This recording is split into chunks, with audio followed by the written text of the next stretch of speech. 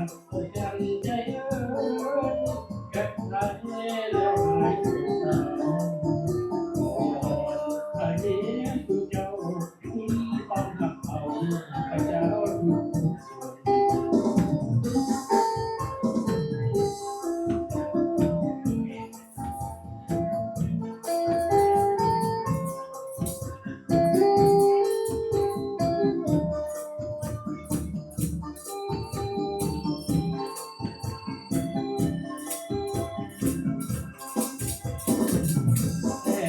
ทุกทันไว้หวั่นสะเทือนจำเตือนขอน้อมนมัสการขอให้ถึงใจขอพรที่นอนใหญ่ไปฝันวันที่น่าอัศจรรย์ที่งานที่ออกพระเจ้า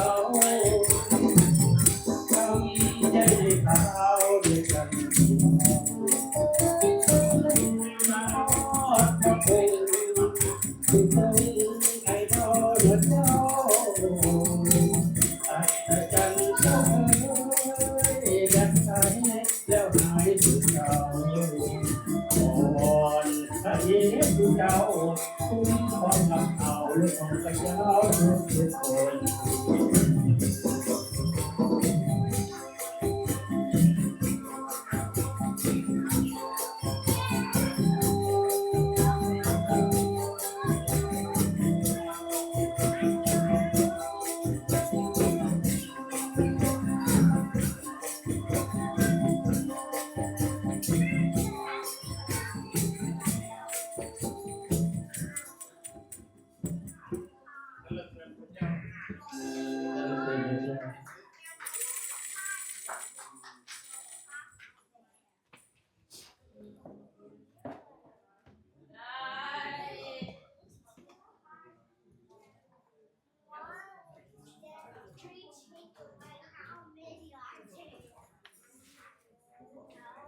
Good morning, little kid. Good morning. Good morning, everybody. บายพี่น้องทุกคนยืนขึ้นเนาะใครพี่น้องทุกคนยืนขึ้นเนาะ Let's all stand up, please.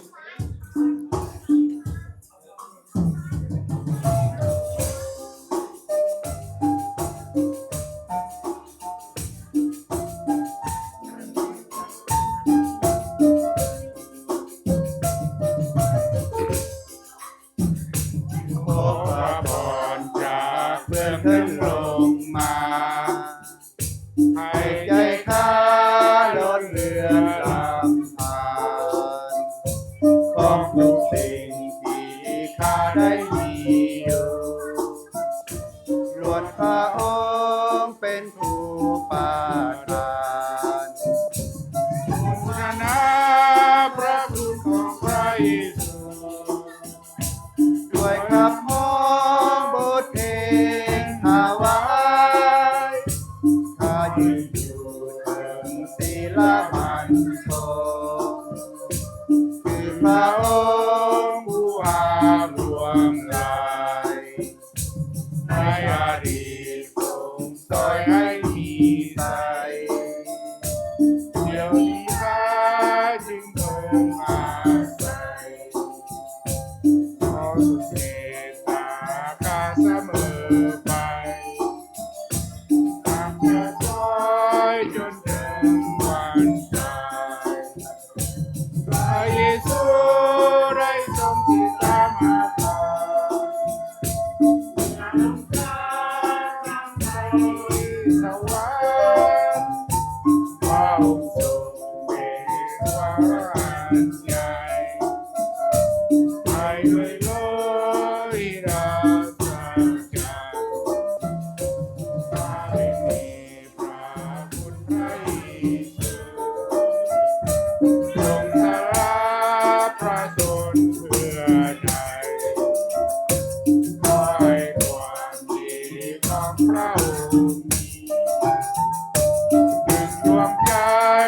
ข้าจนวันตาย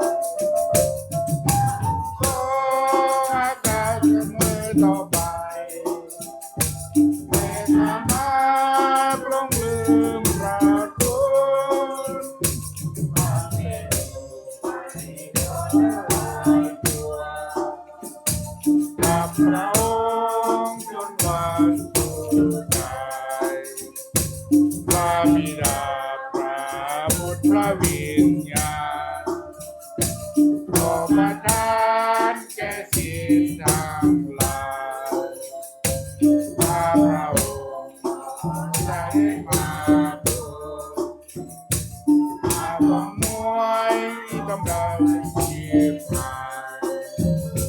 ขอต้องเห็นดูข้าผู้เห็นดูข้าพระองค์เดียวผู้ใดบนได้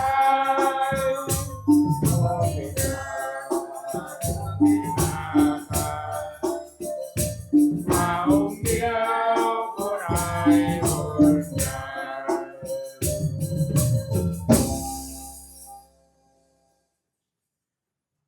Let us pray, please. โอ้ข้าแต่พระเจ้าพระเยซูพระองค์ทรงเป็นพระผู้โปรดพระผู้ได้ของพวกลูกพระองค์ทรงเป็นสภาคำล้ำใหญ่ของพวกลูกที่พาพวกลูกแต่ละคนข้ามวัฏสงสารเข้าสู่นิพพานเข้าสู่ชีวิตนิรันดร์พระเจ้าพระเยซูลูกขอบพระคุณพระองค์ที่พระองค์เจ้าได้ทนทุกข์ทรมานเพื่อไทยพวกลูกทนเจ็บทนปวดยอมเขาตบเขาต่อยเขาตียอมเขามัดยอมเขาตอกตายบนไม้กางเขนพระลูกขอบพระคุณพระองค์ที่พระองค์เจ้าได้เสื้อพระลูกแต่ละคนด้วยราคาสูงที่สุดพระองค์เจ้าได้เสื้อพระลูกบ่ด้วยเงินในทองบ่ด้วยแผ่นดินจินดาบ่ด้วยสิ่งของที่มีค่าใดที่มนุษย์ให้ค่ากันบนโลกนี้พระองค์เจ้าได้เสื้อพระลูกด้วยชีวิตและโลหิตอันเลิศประเสริฐของพระองค์เองพระลูกขอบพระคุณพระองค์ที่พระองค์เจ้าเอิ้นพระลูกว่าลูกและมิตรสหายและชื่อของพระลูกแต่ละคนได้มีบันทึกลงไว้แล้วในบัญชีชีวิตของพระองค์ครั้งนี้พระลูกระลึกถึงพระคุณและนึกถึงการทนทุกข์ทรมานของพระองค์และนึกถึงโลหิตของพระองค์เจ้าที่พระองค์หลั่งไหลออกเพื่อไถ่พระลูกออกจากความผิดความบาปออกจากความชั่วร้ายชั่วธรรมทั้งสิ้นของพระลูกแต่ละคนพระลูกมีสิทธิ์มายืนอยู่สถานที่นี้ก็เพราะความรักเพราะพระคุณของพระองค์เจ้านั้นขอพระองค์เจ้าจงเตือนใจพระลูกเช้านี้พระลูกจะรับสินมหาชนิดขอพระองค์เจ้าจงสัมผัสชีวิตจิตใจพระลูกให้พระลูกจื้อจำกันศิษละของพระองค์เจ้าในเมื่อพระองค์เจ้าอยู่บนโลกใบนี้และพระลูกก็เชื่อว่าพระองค์เจ้าจะกลับมาแน่นอนตามพระสัญญาของพระองค์สรรเสริญพระนามพระองค์เจ้าทั้งหมดในพระนามพระเยซูอาเมน Amen. Please be seated.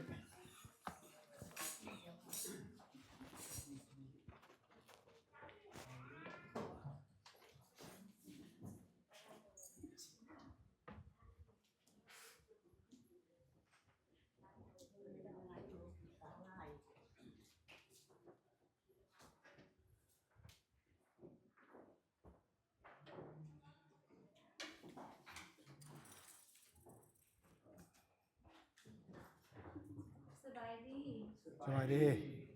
Y'all doing okay this morning? Amen. Good. It's a rainy morning.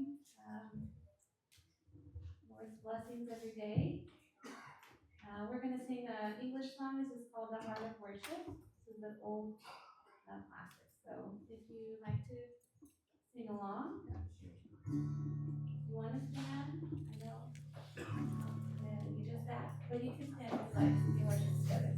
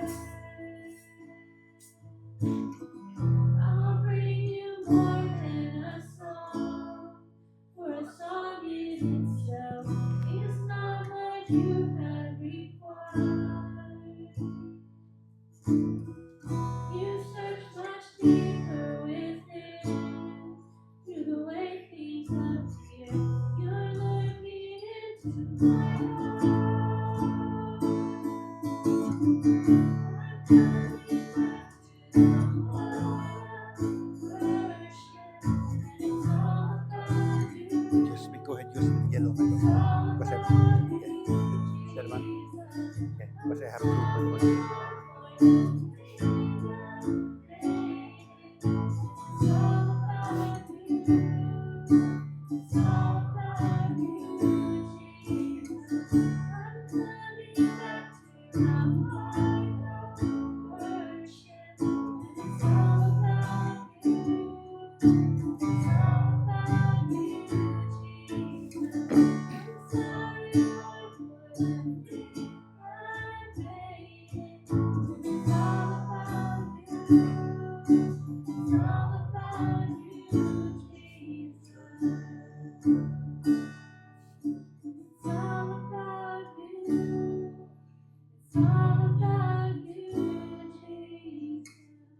Hallelujah. Thank you. Good morning. Seems like a lot of people sleeping in from the storm. Welcome to church. Glad to see everybody here. I know everybody went through quite a bit of storm yesterday, but at least we got rain, right? We have quite a bit coming up, so I'll do it in Laos, and I'll leave the English speaker on the board for you to read. The only thing I want to emphasize is May 16th, which is the DFW Youth Praise and Worship at our church, starting at 11:30. So if you're a teen, if you're youth, please come and join them. Know your fellow young believers in the DFW area, so that way you have connection, have a bigger fellowship, help encourage one another. Okay, so that'll be coming up.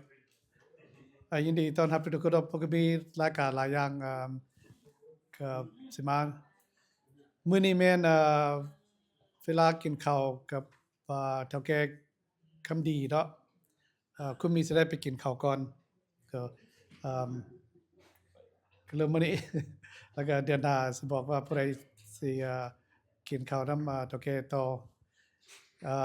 เดือน5วันที่10แม่นมื้อแม่ให้พวกเราวางแผนจัดเตรียมเริ่มเที่ยงก่อนคันบ่ได้เริ่มเที่ยงก่อนบ่ต้องขายมื้อนี้โอเคผู้ใดจัดเรื่องอาหารเรื่องรายการหยังก็เริ่มมื้อนี้เพราะว่าพอ 2-3 เที่ยงก็สิฮอดละผู้ชายต้องจัด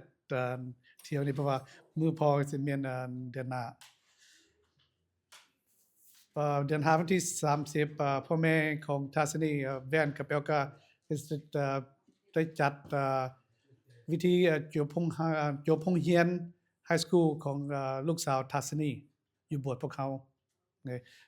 ฮอดมอลสิบอกแล้วก็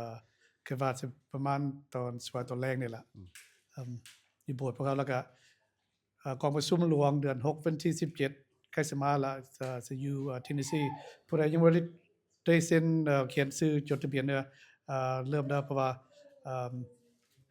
พวกเขาจะได้วางแผนเพราะว่ามันลัดไกลเทื่อนี้อยู่เทนเนสซี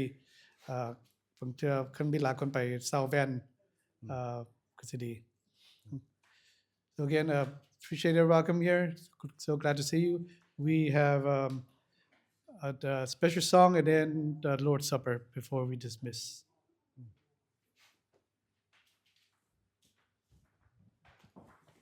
special แต่ว่ามื้อนี้เป็นมื้อ special คณะคือเสียงห้อง special เพลงนี้มีชื่อว่าจิตข่าวันทา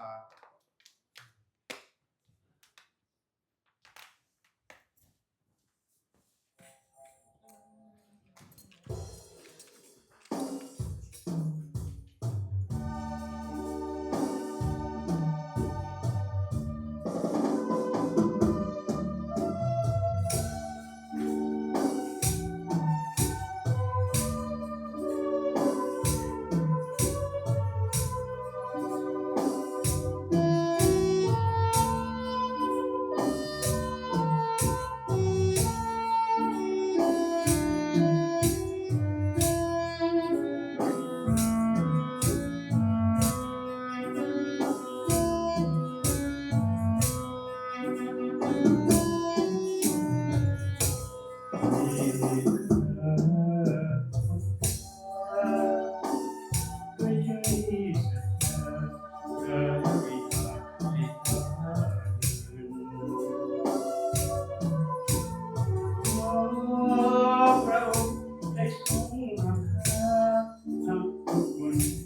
ถึงโลกาโอเลือลาว่ามีเหตุผลโอปริวาอาภินเถิดโยธาริภะคะพระพุทธของท่าน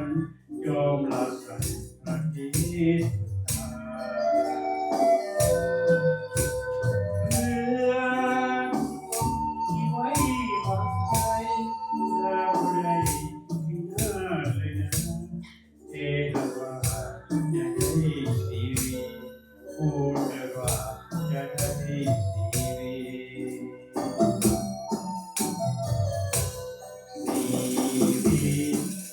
นิรันดร์ชีวิตชั่วชาตินานโดยทันบ่รู้เสื่อมคลายขอ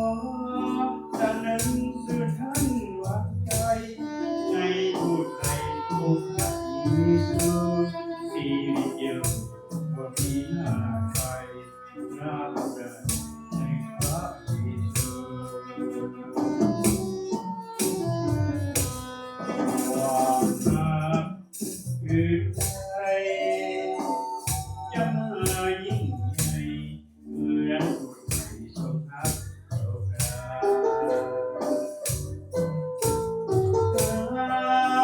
เป็นคนที่เลวสัวซาทักราคาโอนาโอละบัดยังหักเมตตาที่ว่าให้ข้าไปจาก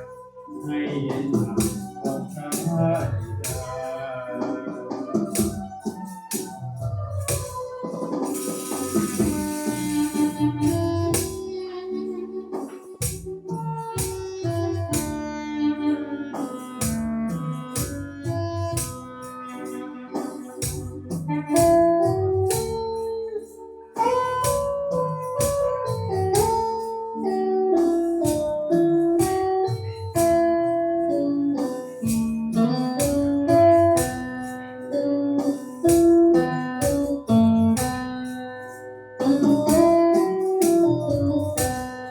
ความ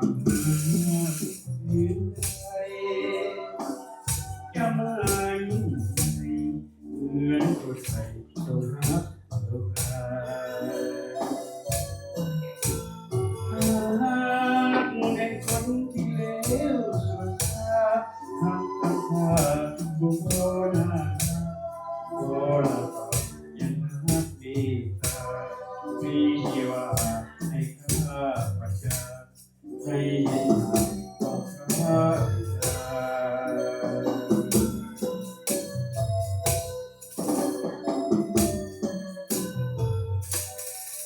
สรรเสริญพระเจ้า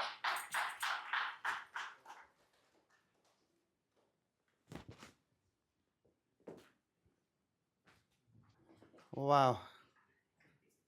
The song he just sing เพลงฮ้องเมื่อกี้เห็นน่ะบางคนหน้าหักแต่พระเจ้าหักอยู่ พี่น้องคิดไปพี่น้องหน้าหักอยู่บ่ Are you a lovely person? The song just sing about I'm a lovely person but God love me anyway. Wow. That's good one. คนบ่น่าหักแต่พระเจ้าหัก บางเทื่อเฮาในคนปัตสังเฮาว่าซั่นเนาะ Well, since we have less people, do me a favor. Come close to one another so that way our deacon may serve faster. ให้พี่น้องนั่งใกล้ๆกันในมื้อนี้พวกเฮาคนเฮาบ่หลายมานั่งใกล้กันพอดีเกินจะได้รับใช้ไวกว่า Deacon please come forward.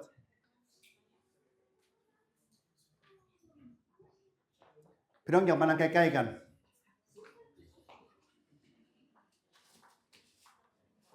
So we have only half church today. We don't know what is going on but God knows. Again, brothers and sisters, it's time for us to remember that Christ died for us on the cross. This morning, we are doing this to remember Him. He suffered to death. I'm reading from the book of Matthew chapter 26, beginning from verse 26. Say something like this. While they were eating, Jesus took the bread and went ahead to give them thanks, and he broke and gave it to the disciple, saying, "Take it, this is my body, wash away your sin." And then he took the cup, and he said blessing, and he gave to the disciple and said, "This is my blood, wash away your sin." So Jesus, he blessing first, but we do backward today because we are having more people come and share among you.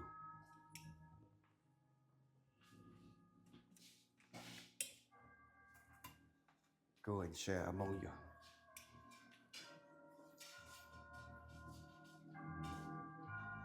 Again, when you receive that cup, bow your head, your eyes closed, and say thanksgiving for yourself that he died for you on the cross.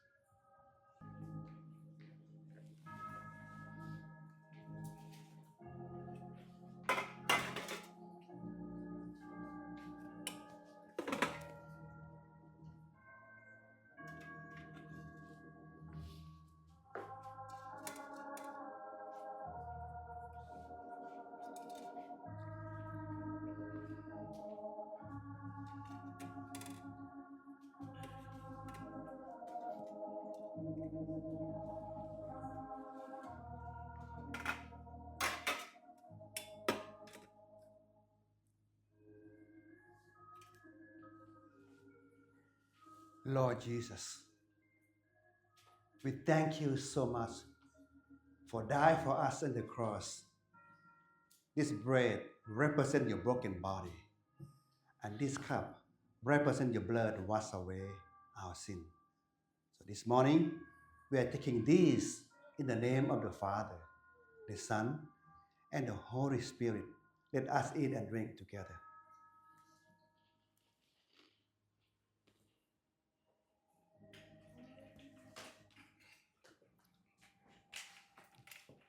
Thank you, Deacon.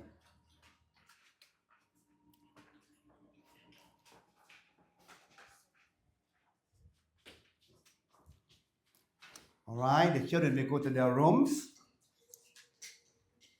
น้อยจะไปห้องเขาเจ้า But you know, 2 weeks ago, we sent 9 ladies to the conference at the Waco. 2 อาทิตย์ผ่านมาพวกเขาส่งผู้หญิง9 คนไปเรียนอยู่ใน Waco มื้อนี้เขาจะบ่มาครบอาทิตย์หน้าเพิ่นบ่มาเขาจะมายืนอยู่ในจุดอาจารย์จุดเทศแล้วเขาจะมายืนผู้บ่มานะให้หมู่เบิ่งหน้าทึกโทษเนาะ Well, I'd like to invite all ladies who went to Waco come up here. All the ladies will come. พวกที่ไป Waco ไปเรียนมาพี่เพิ่นสิมาเว้าให้พี่น้องฟัง So I don't plan to preach this morning, but this lady will tell you what they went. So we have half, right? Yeah, we have 5 half. มี9คน well, Nathan, go ahead put on this on the board. 9คนนี้ you see that you can see from here, okay? เอาจังซี่อาจารย์จะถามพี่น้องถามอยู่นี่นะถ้าผู้ใดจะตอบระยางมาเว้าอยู่ในไมโครโฟน So I'm telling them whoever want to answer the question you come to microphone because the microphone have 3 microphone right here you go to camera, all right? So we can see the work and hear you. Are you ready? Ready? บ่ตื่นเต้นติทิศหน้าสิให้4คนมายืนอยู่นี่จนอาจารย์เทศแล้ว โอเคเรื่องมันเป็นจังซี่พี่น้องอยากแปลงเป็นซี่คำถามที่1 But first while you pray with me for you ข้าแต่พระเจ้าพระบิดาผู้หญิงพวกน้อย9คนได้ไปเรียนที่ไวโกนำคณะอื่นนำโบสถ์อื่นและนำคณะ convention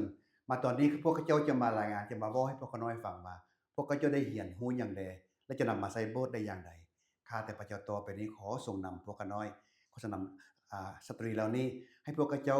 ได้เว้าในสิ่งที่เขาเจ้าได้เรียนรู้และประทับใจมาถึงโบสถ์พวกน้อยดังนั้นตอนบ่ายมื้อนี้เขาจึงขอฝากผู้หญิงทั้ง5คนนี้ไว้กับพระองค์เจ้าในพระนามของพระสุคริสต์เจ้าอาเมนอาจารย์คิดว่ากันถ้าสิให้พี่น้องมาเว้าจักสิเว้ามองใดก็จะยันพี่น้องยากก็เลยว่าโอเค5วิธีให้พี่น้องได้เว้าตามคำที่อาจารย์ถามนี่เนาะ So I'm trying to tell them, if I ask them to come and talk, they probably which area I want to talk. But this time I made some question for them to answer. สันตอนนี้ครับจริงๆวันนี้ So what is the most impression this trip? Any one of you? ท่านประทับใจอันใดหลายที่สุดในที่สุดประมาณที่สุดเด้อในการไปครั้งนี้อันใดประทับใจหลายที่สุดผู้ใดอันนั้นมาเว้าเองโลดหาเว้าเองบ่ต้องจี้พี่น้องเว้าเองโลดอันใดเจ้าประทับใจสบายดีพี่น้องก่อนอื่นข้าน้อยก็ขอบใจพี่น้องขอบใจโบสถ์ของเฮาเนาะที่ได้ส่งพวกข้าน้อยสตรี9คนได้ไปแล้วก็รู้สึกประทับใจหลายอย่างพวกข้าน้อยได้เต้าโฮมกันในรถ2คันเนาะไปที่สุดบ่ที่สุดครับที่สุดโอเคไปเพิ่นไปพิสเตอร์เพิ่นเอาธงนี่ให้เนาะธงโพชูเนาะโพชูการหรือว่าการรับใช้พระเจ้าเนาะก้าวไปสู่การรับใช้พระเจ้าได้ปึ้มนี่นำคณะก็มากหลายเนาะโพชูที่เฮาพัวพันกันพอเถื่อบ่เฮิงพุ่นเถื่อบ่ยังบ่ทันพุ่นเถื่อแต่อยากถามว่าตอนนี้อันใดประทับใจที่สุดเพราะว่านั้นสิมีต่อไปอยู่สิ่งที่ประทับใจที่สุดข้าน้อยดีใจที่สุดก็คือ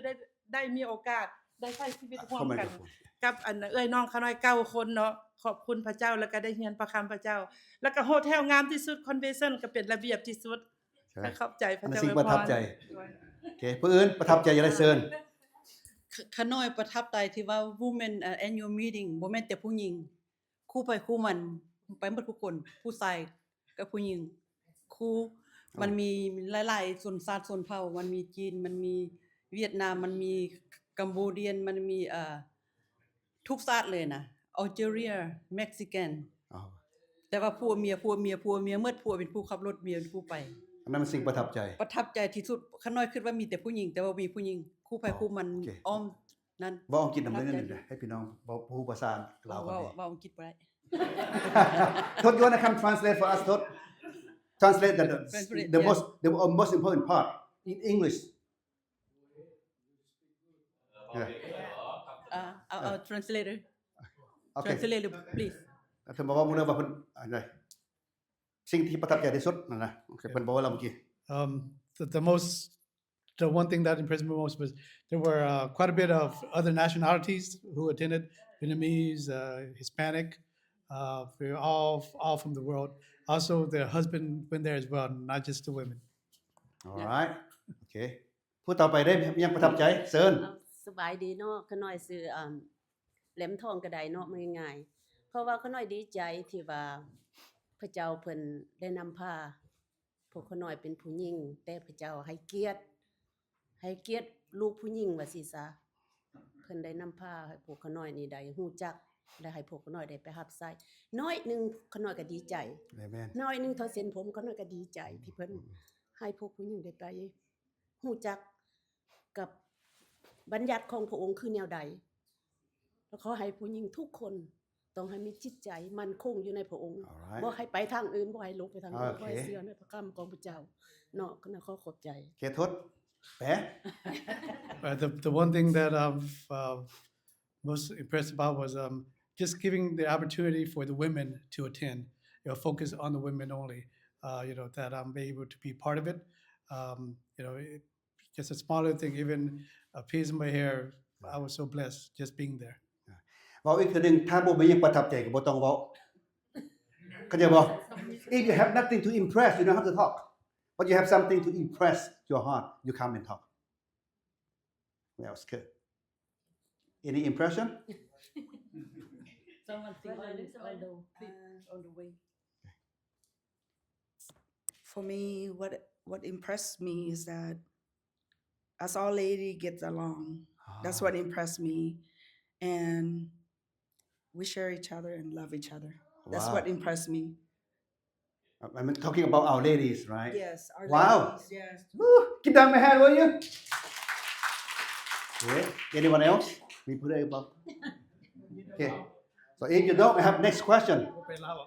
อันนี้ก็ภูมิใจที่ว่าได้มีสามัคคีทำนํกันได้ร่วมใจเดียวกันเฮ็ดเวียกกัน Okay So if you don't have answer have next question Are you ready for next question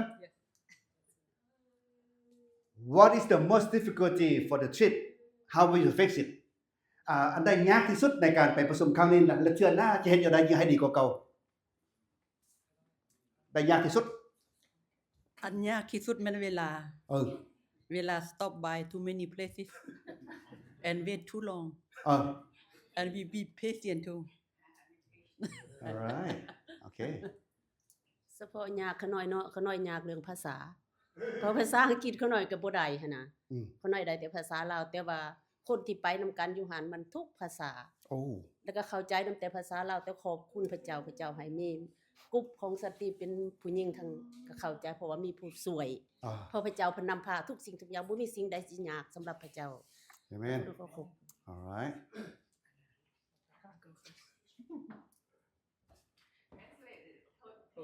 The most challenging part was the language barrier because I only understand Laos. Of course, there were other nationalities there, so I wouldn't be able to understand their languages as well. For me, difficulty for me is we check in a hotel. And that's the only time that's difficulty for me. And other than that, it's all great. You know what I'm the one who make the registration for them and reserve hotel for them they overcharge us and I'm still fighting to get money back ข้าพเจ้าลงทะเบียนให้ข้าเจ้าเป็น2สุดแล้วก็จองโรงแรมให้สุดท้ายแล้วก็เจ้าเอาเงินเฮาหลายโพดเฮาจองแต่ 4-5 ห้องเพิ่นเอาให้เฮา9ห้องแล้วเพิ่นเอาเงินเฮาหมดทุกห้องบัดนี้ก็เสียเงินหลายโอเคเสร็จ What is the most difficulty for the trip เนาะอันแล้วก็ how will you fix it อันพวกเขาน้อยตั้งใจว่าสิไปฮอดพุ่น early เนาะนัดกันว่า 8:00 นเนาะ 8:00 นไปตั้งใจแต่ว่าไปฮอดพุ่นช้าเพราะว่ารถติดเนาะรถติดแดแล้วเฮาออกช้าแดแล้วเฮาออกจักโมงเกือบ11 12บ่เกือบ11แต่ว่าไปพุ่นมีหลายห้องมีแต่ว่าได้ไปพบอันห้องอันลาวเฮาน่ะ get together มาแต่หลายเมืองหั่นน่ะแล้วอันเขาน้อยคิดว่าสุดหน้าเนาะอันสิแต่งตั้งว่าเอารถไปแล้วไปแต่เช้าเพื่อว่าอยากให้บ่อยากให้ขาดห้องหั่นน่ะเพราะว่าเฮากลายไปแล้วมื้อนึงมีแต่ไปเรียนภาคตอนแลงแล้วเพราะว่าไปช้าเนาะอันท่ากันอยู่หั่นนะเพราะว่าท่ากันอยู่แล้วก็ไปฮอดพุ่นพัดรถติด 2-3 บอนเนาะจนว่าธรรมดาชั่วโมงปลายเฮาคิดว่าโอ้บ่ไกลดอกไปยามใดก็ได้นะแต่ว่าใช้เวลาเกือบ3ชั่วโมงเพราะว่ารถติดโดยขอบใจพี่น้อง เทื่อหน้านี่เขาน้อยคิดว่าผู้เมียไปนํกันเทื่อหน้านี่เขาน้อยคิดว่าผู้เมียไปนํกันผู้เป็นผู้ขับรถให้ไปแต่เช้าเพื่อว่าสิได้ไปทุกๆห้อง Alright Every room we study so we meet a lot of sections This is only once a year the conference Okay Anyone else อะไรยากแปลบ่ Timing the place where or the area we can improve is timing. We left late, then we got stuck in traffic twice, and we missed the classes. So next time, be more organized, get a better organization on when we leave. And Sister Janet also brought up maybe perhaps next time bring the husband. Yes. Next year. So from here to Wake, which is about 90 miles something, right? Yes, it's an hour and a half. So Yeah. so they went to my college campus. I'm pretty sure it's changed since I graduated. Right. โอเคมีพอได้ยากอีกบ่ยากนํลูกบ่ป่าลูกบ่ได้บ่ มีบ่ Okay, next question then. อ่านบ่รู้ทดวันจังได๋ What's one practical disciple making idea you bring home to our women's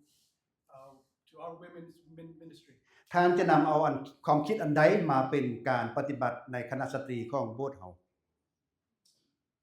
อ่านคืนท่านจะนำเอาความคิดอันใดมาเป็นการปฏิบัติในคณะสตรีของโบสถ์เฮาเมื่อเวลาไปเรียนมาแล้ว ขน้อยคิดว่าสิ่งที่เรียนเอามาต้องมาปฏิบัติเพื่อบ่ให้เสียเวลาและก็เสียแต่คำถามว่าเอาอันใดเอามาปฏิบัติอันใด เอาสิ่งที่เรียนอันใดเรียนโอเคก็เจ้าเนาะเรียนอันใดเรียนอันใด เรียนพระคำของพระเจ้าแบบที่ว่าพอผู้หญิงผู้นี้เขาเจ้าฮอบเครื่องมาได้เห็นบ่อย่างมันน่ะฮอบมาเด้ได้ฮอบเอาหยังมาได้ ฮอบมันยังมา โอ้ฮอบบ่ปึ้มมาขน้อยฮอบบ่ ฮอบปึ้มมา ปึ้มมาเรียนแต่ละบ่อนผู้ขน้อยไปเวิร์คช็อปขน้อยเอาปึ้มมาเจียมาเรียนเพื่อสิได้ปฏิบัติอยู่ในเชิญเฮา โอเค good สิบ่มาง่ายเด้มันบ่พี่น้องยังอยู่ได้เนาะเคเซิน พวกเฮาได้อันแพ็กเกจเนาะแล้วก็ได้ปึ้มเนาะเรียนประคำเนาะอันน่ะชื่อของทีมที่ว่าบทเรียนปีนี้ว่าพ่อชูเนาะพ่อชูการ์ด3บทเพลงสรรเสริญ139แล้วก็พ่อชูบายการ์ดไอเซีย55เนาะแล้วก็พ่อชู others for God act 4คือขน้อยได้เรียนว่าอันน่ะในห้องเรียนอันสตรีลาวเนาะเอื้อยอยู่อันเพิ่นชื่อหยังก็อยู่ฮูสตันนะ TK อันที่เคแดแล้วก็มีกลุ่มอันนั้นสติหลายคนเพิ่นตั้งบูธขึ้นแล้วมีอันน่ะผ้าเข้ามีติบเข้ามีหยังน่ะเขาน้อยถ่ายรูปมันจะได้ประทับใจว่าโอ้บ่ฮู้ว่าเพิ่นสิตั้งเนาะย่างไปแล้วไปเห็นนะไปเห็นว่าฟ้าวก็พากันถ่ายรูปเนาะที่เคก็มาบอกว่าอย่าลืมไปเยี่ยมยามบุตรลาวเฮาเด้อขาน้อยไปแล้วได้ว่าขาน้อยถ่ายรูปว่าดีใจนะแล้วเพิ่นมีขายแบงเก็ตมีหยังแดนะเพิ่นรับใส่พระเจ้าแบบว่าขายป้าสิทอนรับเหมาเอาหมดเลยเดสอันแบงเก็ตน่ะเพิ่นรับใส่พระเจ้าเพราะว่าเอาเงินนั้นไปรับใส่พระเจ้าเนาะแล้วข้างนอกก็เห็นบุตรหลายบุตรเพิ่น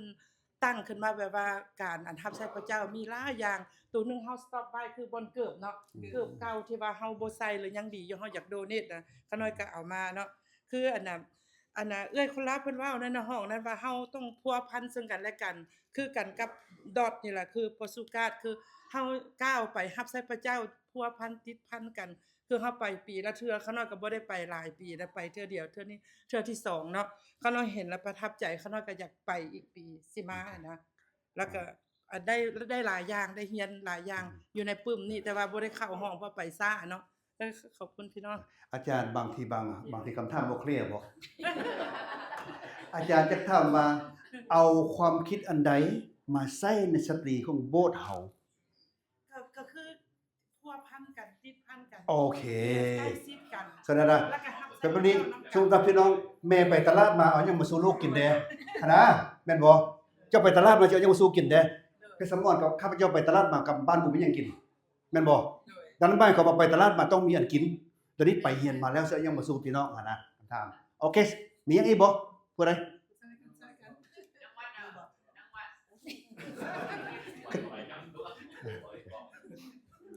For me in our class is that I learn listen more, speak less, and do. ฟังหลายก่อนบ่ต้องเบาโอเคสิมาส่วนสติเฮ็ดอันนั้นโอเคโอเค anyone else มีใครเว้าอีกบ่ท่านจะนำเอาความคิดอันใดในการปฏิบัติแบบเฮามาเฮ็ดในคณะสตรีของโบสถ์เฮา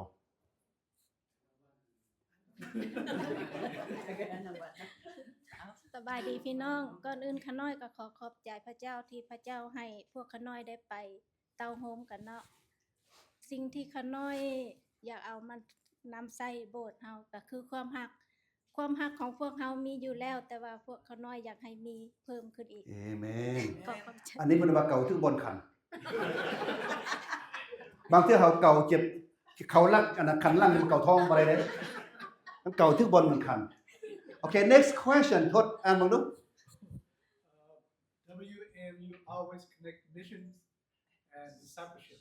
How did you learn to connect at this conference?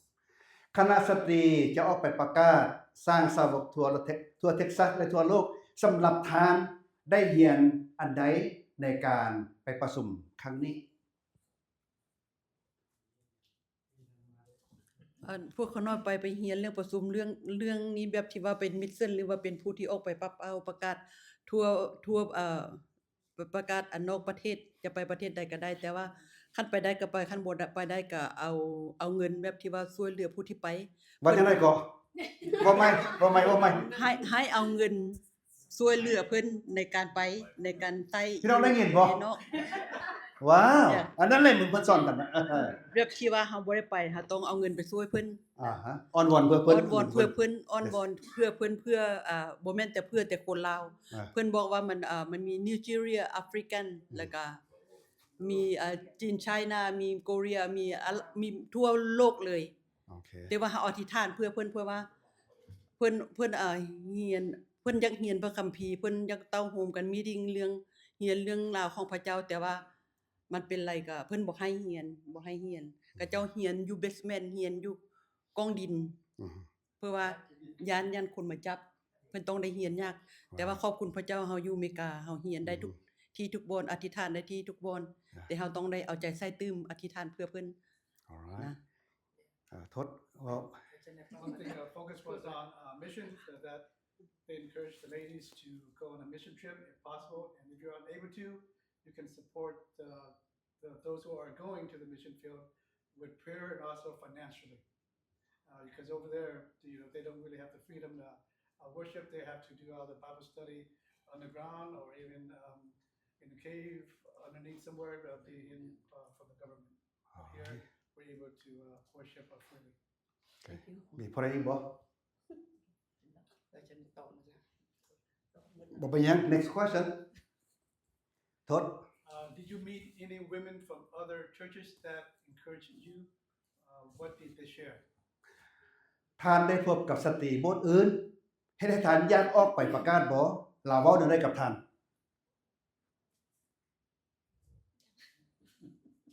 มีผู้ใดเราลมใจอยากให้เฮาออกไปบ่ผู้ใดเว้านำบ่ประมาณจังได๋เขาน้อยพบหลายก็เจ้ามีซุป pastor woman นะคนโกเรียคนนิเจเรียคนโกเรียคนจีนคนเวียดนามิสหลายๆคนเพิ่นก็ว่าให้เฮาตั้งใจคันไปได้ต้องพยายามไปผู้ที่คาดฮู้จักเรื่องราวพระเจ้ามันคาดหลายมันมีน้อยผู้ที่ยังเรียนเรื่องราวพระเจ้าแต่บ่มีโอกาสให้เฮาพยายามให้ไปให้ได้เพิ่นบอกว่าและอธิษฐานเป็นสิ่งสำคัญที่สุดแล้วขาน้อยก็คืออยากไปคือเขาแต่ว่าโอกาสแต่ละคนมันต่างกันมันมีหลายวิธีที่จะช่วยเหลือคนมิสชั่น alright Met a lot of women pastors from other countries. They really encouraged me to go on a mission trip if possible. There's just an opportunity to experience what they go through. The only thing if you can go just like and same thing, and if you're unable to, then you always find a way to provide the support. เวลาพี่น้องไปพบกับคนอื่นเป็นคือรูปน้องก็ดีใจเห็นกอดกันแบบนี้แล้วบ่ yes คือไอ้จันเน็ตเว้าหั่นแหละอันน่ะมีหลายๆโบสถ์เนาะในอันน่ะอันสตรีหลายๆประเทศเนาะเฮาสิมีอันซาโคเรียเนาะแอฟริกาแล้วก็เวียดนามเบอร์มาเนาะเพิ่นมาเว้าตอนหน้าเฮาเสร็จแล้วก็มีสัมภาษณ์มีอันหัวหน้าสตรีเนาะของอันน่ะคอนเวนชั่นนั่นแหละมาถามเนาะว่าพวกเจ้าก้าวข้าวประเสริฐนี่ได้รับจังใดได้ก็เจ้าได้รับอันน่ะหลายอย่างที่ว่าอันตรายอะนะ เขาเจ้าก็ไปขน้อยยังบ่เห็นว่าโอ้ความรักของพระเจ้าอันน่ะที่เขาเจ้ามีต่อพระเจ้าอยากรับใช้อันน่ะเฮ็ดให้ขน้อยอยากไปอยากมีโอกาสไปรับใช้อยู่เมืองลาวเฮาก่อนหมู่ Amen ขน้อยว่า Amen There were a bit of discussion among the challenges and the hardship of being a missionary in other countries. So that was what was discussed, but also at the time, she's encouraged and wanting to go as well.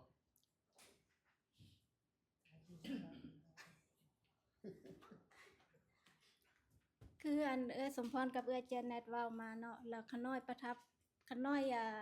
มีผู้หนึงเราเป็นคนเวียดนามแล้วว่าประเทศลาวหันยากหลายแล้วมีแต่ 2% ที่มาเชื่อโดยมาเชื่อพระเจ้ากายนั้นแม่น 98% แม่นอันคนกระเจ้าคนโบสถ์คนบ่แม่นคนพุทธศาสนาพุทธ Wow I met a lady from Vietnam. She said witnessing or missionary in Laos is very challenging because it's less than 2% for believers, and the rest for Buddhism. So it's very challenging in Laos. Okay next question Based on what you heard, how can our church be better missions? อิงตามที่ท่านได้ไปเรียนมาท่านจะเอาบทเรียนนี้มาเฮ็ดให้โบสถ์ของท่านเฮ็ดพันธกิจหรือมิชชั่นดีขึ้นได้แนวใด So our church have mission. Okay, the church is our mission church. We are doing mission trip every year, but how do you make this mission trip better? แต่ขน้อยคิดว่าเชิดเฮาอาจารย์เป็นผู้ที่ตั้งและนำพาเป็นผู้ที่มีแผนการล่วงหน้าไว้ก่อนแล้วมีแต่เฮาซัพพอร์ตเพิ่นกายใจและไฟแนนซ์อันเงินที่ช่วยเพิ่นได้และมีหยังเพิ่มเติมเพิ่นก็สิบอกพวกเขาหน่อย So our church, we already have an organizer who's a pastor. He already set everything up for us, so it's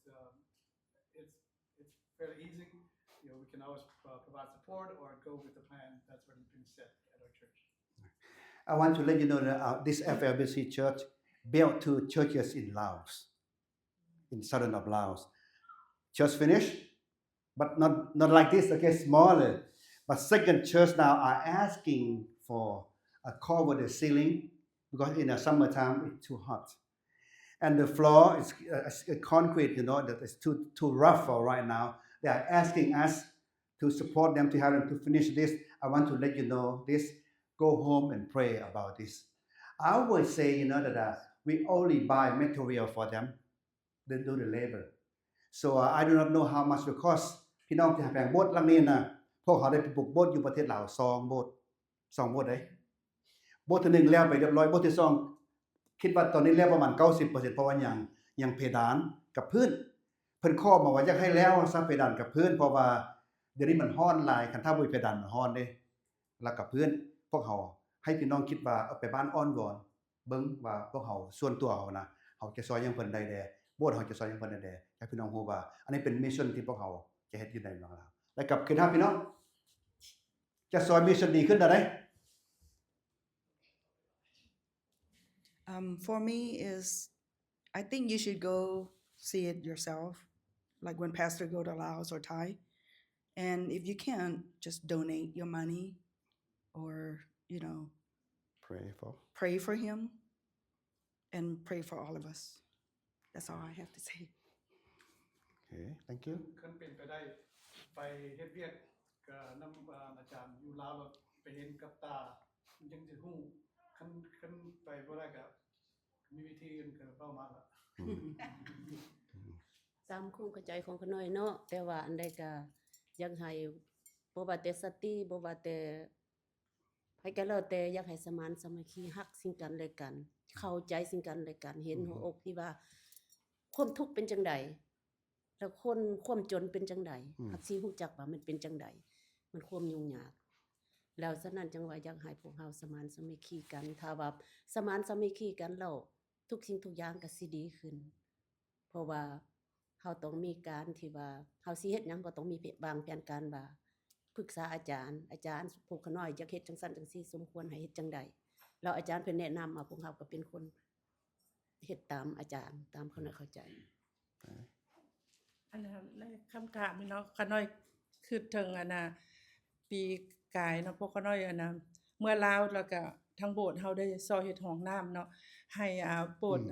บ่แม่นให้โรงเรียนเนาะขาน้อยได้ไปสัมภาษณ์เห็น จากห้องน้ำจากห้องก็ ผู้หญิงผู้ชายนํได้บ่แม่นได้4บ่ 4หรือ5ห้องบ่ 4โดยงามๆเพิ่น สร้างห้องน้ำให้โรงเรียน เพราะว่าบัดนี้ขาน้อยไปเฮ็ดเนาะก็หลายอย่างเพิ่นต้องการซอยเพิ่นก็ขอห้องเนาะคือเพดานป้องเยี่ยมบ่หรือว่าหยังหลายอย่างที่ว่าเพพังมืดลางเทื่อนักเรียนไปโรงเรียนก็เห็นตัวงัวตัวหยังไปอยู่ในห้องเพราะก็มันเป็นเพหมดแล้วขาน้อยไปเห็นในครูเนาะหัวหน้าเขาเจ้าhumble เขาเจ้าถ่อมตัวหลายเขาเจ้าดีใจหลายที่ว่าเงินพวกเฮา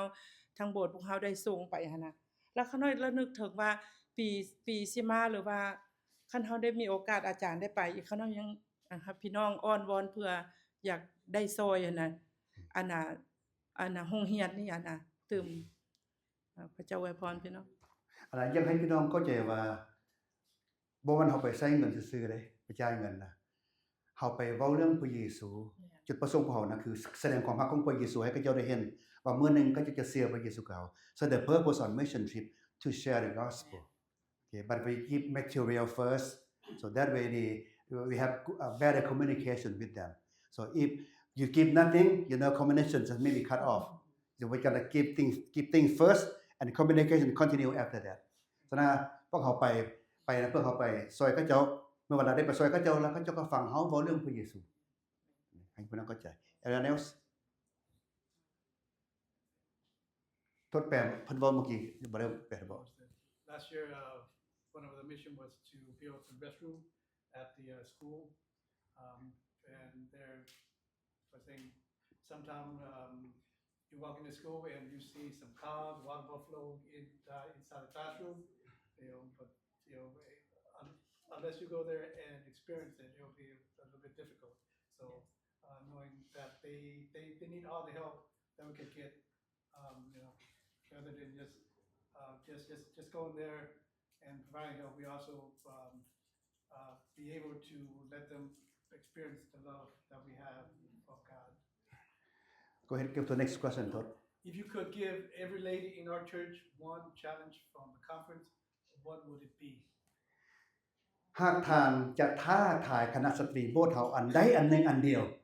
ท่านจะท้าทายสักส่วนให้เพิ่นเฮ็ดหยัง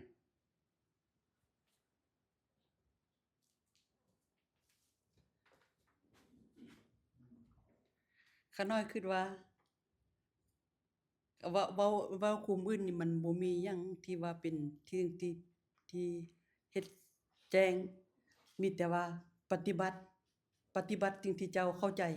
เจ้าเข้าใจหยังเจ้าเฮ็ดอันนั้นแม่นความเชื่อที่ออกมาจากใจคันนะมีความรักก็ต้องมีการปฏิบัติคันบ่มีการปฏิบัติก็แปลว่าความรักก็บ่มีเท่านั้นแหละข้าน้อยก็อยากให้พี่น้องสติของเฮาเนาะอะไรอธิษฐานอ้อนวอนแล้วเพื่อการประกาศข่าวประเสริฐพระเจ้าเนาะพระเยซูคริสต์เจ้าในดารัฐฟอร์ตเวิร์ธเฮานี่นะก็หลายคนยังบ่ได้เชื่อมีจักเปอร์เซ็นต์ที่ว่าเชื่อพระเยซูคริสต์เนาะกายนั้นเพิ่นก็บ่เชื่อหรือว่าไปพุทธเนาะไปวัดเนาะก็หลายคนก็บ่ได้ไปบ่ได้ฮู้ข่าวประเสริฐนะข้าน้อยก็ยังเป็นห่วงหมู่คู่พี่น้องที่ว่ายังบ่ได้เชื่อนะข้าน้อยencourage ผู้หญิงเฮา get together หรือว่าจะออกไปเคาะประตูไปอ้อนวอนหรือว่าไปเยี่ยมยามบ่นะข้าน้อยขอพี่น้องอ้อนวอนเพื่อนี่เพราะว่าอยากนำปีนี้นำสติของเฮามีการกล่าวข่าวประเสริฐนะอยู่ในอเมริกาในบ่อนเฮาอยู่ในประเทศเฮานั่นแหละขอบใจพี่น้อง Mr. Jan said obedience is key, as the women's ministry, know what your heart is and obey God's word. Also, we have a lot of opportunity here for the women in the DFW Metroplex. Sometimes we forget our local mission. Let's try to do something that we can reach out to the women here in the area, because they may go to the temple, or they don't have the opportunity to get to know Christ. So let's focus in this area as well. Right, one more person. Any answer about that? จะท้าทายพี่น้องเฮ็ดหยังสักส่วนเฮ็ดหยังคันท้าทายสิพูดเนาะสักส่วนซะ I challenge all the women in here to go to the conference with us next year Wow. and to see it yourself. Wow. And you meet a lot of different ladies there that you can learn from. Wow. Thank you. I challenge you to go to the women's conference next year and give you an opportunity to know other ladies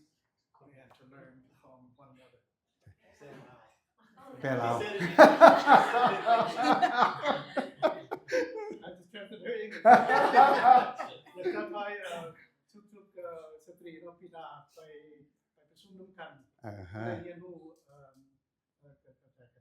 Okay. All right. Oh yeah, that's another challenge. อันนึงพี่น้องไปฟังมูวี่อันนึงพี่น้องไปเบิ่งมูวี่พี่น้องสิเอาตัวใดฮะเดี๋ยวนี้พี่น้องได้ฟังแล้วนี่บ่ได้เบิ่งเทื่อแม่นบ่ได้ฟังบ่คักได้เห็นด้วยตาดีกว่าฉะนั้น good challenge ให้พี่น้องได้ไปเรียนรู้นำกันว่าเป็นจังได๋โอเค last one FLBC is mission-minded church. How will you support next mission? จิว พี่น้องผู้ไปเรียนมาเฮาเว้ากันแล้วว่าอีกตัวนึงโบสถ์เฮามักออกไปประกาศโดยการช่วยเหลือเทื่อหน้าเพิ่นออกไปทานจะประกอบส่วนแนวใด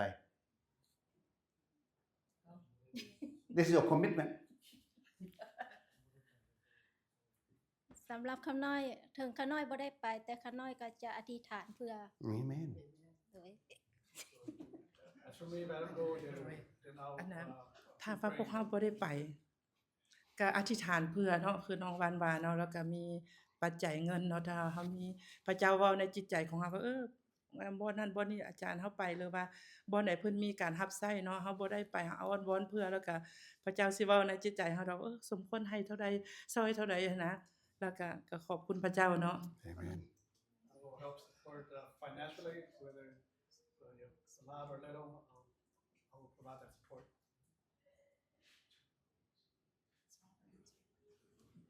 Anyone else? All right. Well, time's up. Let us pray. Okay. พระเจ้าวันพี่น้อง Heavenly Father, we thank you for bringing our sisters safely back to us. Thank you for the conference that they refresh the spirit, strengthen them, their faith, and fill their heart with the new idea for your kingdom. Oh Lord, we pray that every lesson they receive, every word they spoke, and every inspiration they planted will grow into good fruit in our church. Give them courage to share their idea and wisdom to guide their step, and unity and their work together with their whole church family. Bless this leadership, their service, and the desire to make disciples. Make the passion ignite passion in others. May their obedience inspire obedience in our whole congregation. Use this woman, Lord, as your vessel of your love, your truth, and your vision. And may everything they bring back for us to glorify your name, Father. And I pray in the name of your Son, Jesus Christ. Amen. All right, give them a hand. ขอบใจพี่น้อง5คนขน้อยอยากขอบใจอาจารย์ที่เป็นธุระที่ register แล้วก็ได้เกี่ยวข้องมืดมือแล้วก็หลายๆเทื่อเนาะที่ผัวพันเรื่องผู้ค้าพงจะไปแล้วก็ขอบใจนำ already ที่เป็นคนขับรถพาหมู่ไปแล้วก็แสงตะวันแล้วก็นางหนิงแล้วก็ทุกๆคนที่มีจิตใจในการไปร่วมกันบางคนก็ เรื่องน้ำมันเรื่องรถแล้วก็เรื่องของอยู่ของกินไปนำทางแล้วก็ม่วนซื่นร้องเพลงไปนำกันขอบคุณพระเจ้าทุกๆคนมีความรักในพระเจ้า Amen. All right. Next time we want to see Mary and there too. The other ladies. All right. Okay, deacons.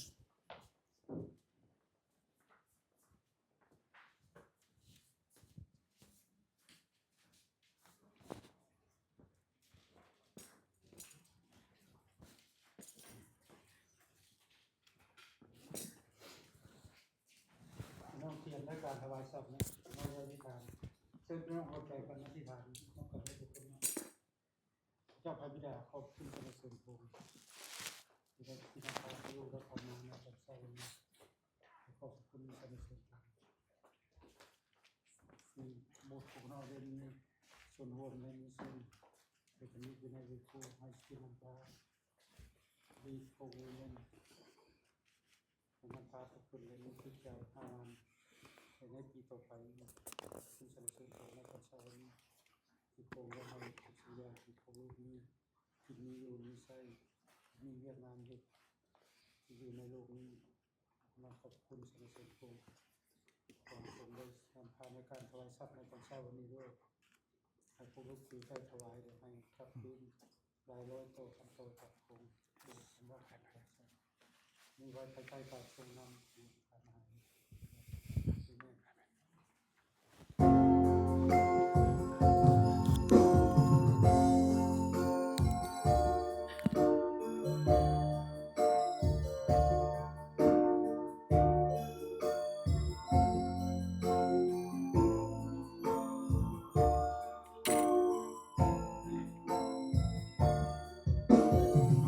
พี่น้องทั้งหลายจงมีความสุขสำราญในพระเจ้าพี่น้องทั้งหลายจงมีความสุขสำราญในพระเจ้าเพราะว่าความสุขนั้นพระเจ้าได้ประทานให้แก่เฮาเพราะว่าความสุขนั้นพระเจ้าได้ประทานให้แก่เฮาจงสรรเสริญความดีที่พระองค์ผู้ใดโพดให้จงสรรเสริญความดีที่พระองค์ผู้ใดโพดให้ขอบคุณพระองค์ผู้มีความรักขอบคุณอันยิ่งใหญ่ขอบคุณพระองค์ผู้มีความรักขอบคุณอันยิ่งใหญ่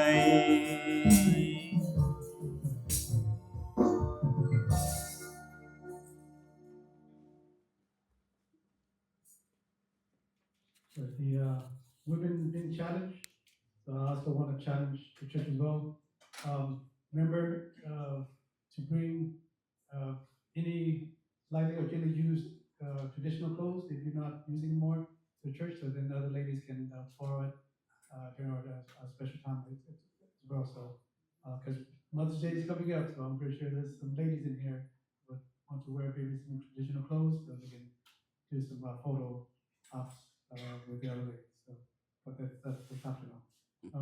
พวกคุมสติกับที่ท้าทายแล้วเนาะก็น้อยอยากท้าทายด้วยกันว่าอยากให้ผู้ใดมีสินที่ว่ายังพอใส่พองามอยู่เนาะเราอยากจะไว้ให้บวชไปทุกคุมมีที่ยังบ่มีใส่เทื่ออยากให้ว่ายามมื้อแม่จะได้มีโอกาสใส่สินของพวกเขาเนี่ยมีการทำกัน so but it's up to y'all. It's all volunteer. So thank you for being here. Let's go ahead go to Lord prayer and then we'll go fellowship right after. Well, Father, we thank you so much for the time today to be as one, to be a family of believers. Father, we're here to get closer to you and get closer to one another as well. Let our relationship be found in your love, have one heart, have the passion to serve you, Father. There's so many things that we could do, an opportunity that we can be a part of, Father, even at this church locally. and also throughout the world, Father, places where they do not have the ability to hear your words, to have the opportunity to feel your love and salvation that is given to them for other people. And that's the ultimate reason why we are here, so they can have that chance to be saved, to be with you when the time comes. We pray for the food that we're about to receive, nourish the body, being thankful for those who have prepared them as well. Pray this in your Son, Jesus Christ. Amen. So if you're in Kamdi's group,